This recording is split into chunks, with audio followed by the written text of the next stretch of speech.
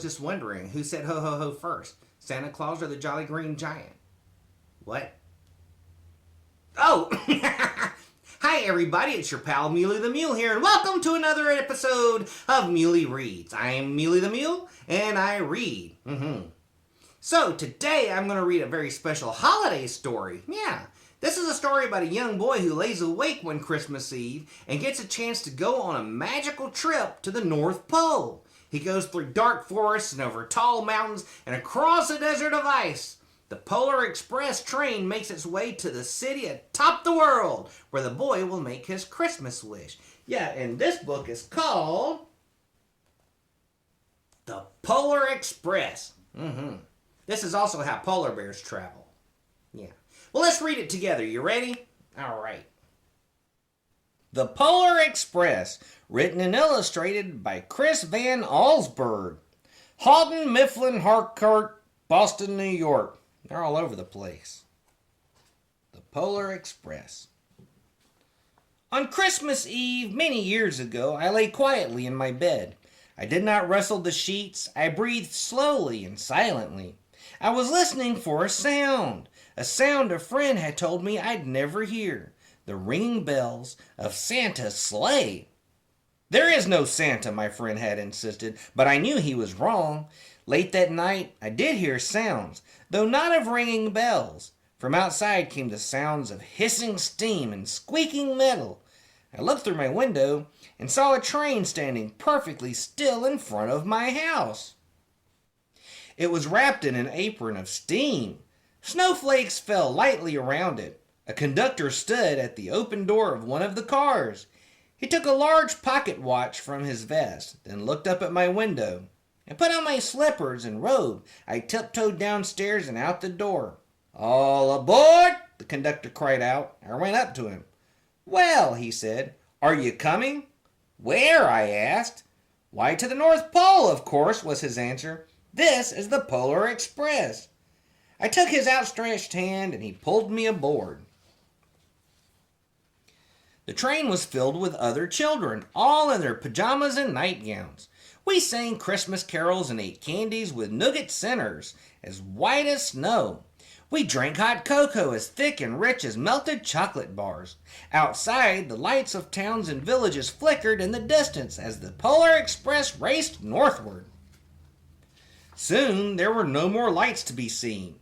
We traveled through cold, dark forests where lean wolves roamed and white-tailed rabbits hid from our train as it thundered through the quiet wilderness.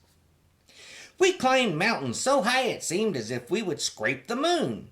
But the Polar Express never slowed down. Faster and faster we ran along, rolling over peaks and through valleys like a car on a roller coaster. The mountains turned into hills, the hills to snow-covered plains. We crossed a barren desert of ice, the great polar ice cap. Lights appeared in the distance. They looked like the lights of a strange ocean liner sailing on a frozen sea. "There," said the conductor, "is the North Pole." The North Pole. It was a huge city standing alone at the top of the world, filled with factories where every Christmas toy was made. At first we saw no elves. "They're gathering at the center of the city," the conductor told us. "That is where Santa will give the first gift of Christmas." "Who receives the first gift?" we all asked. The conductor answered, "He will choose one of you." "Look," shouted one of the children, "the elves!" Outside we saw hundreds of elves.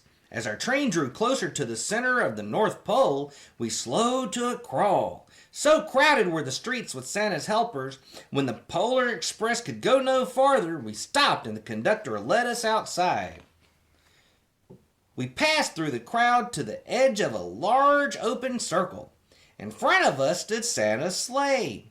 The reindeer were excited. They pranced and paced, ringing the silver sleigh bells that hung from their harnesses.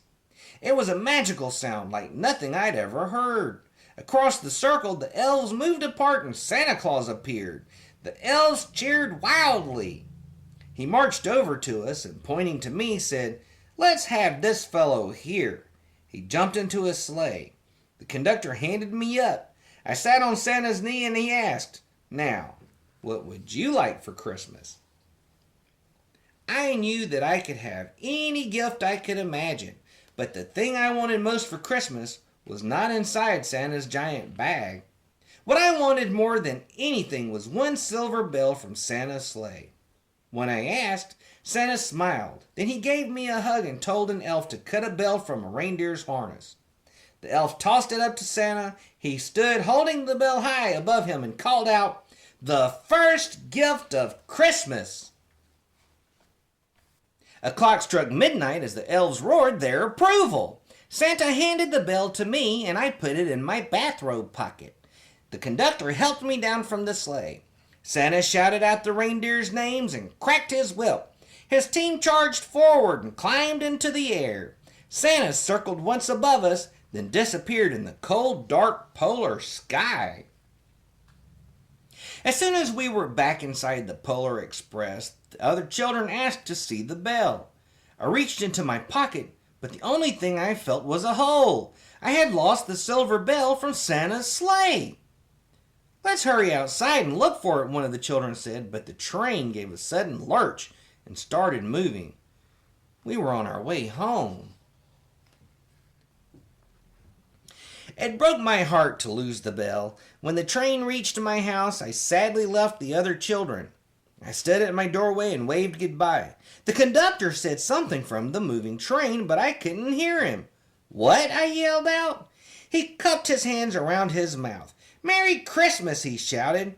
The Polar Express let out a loud blast from its whistle and sped away.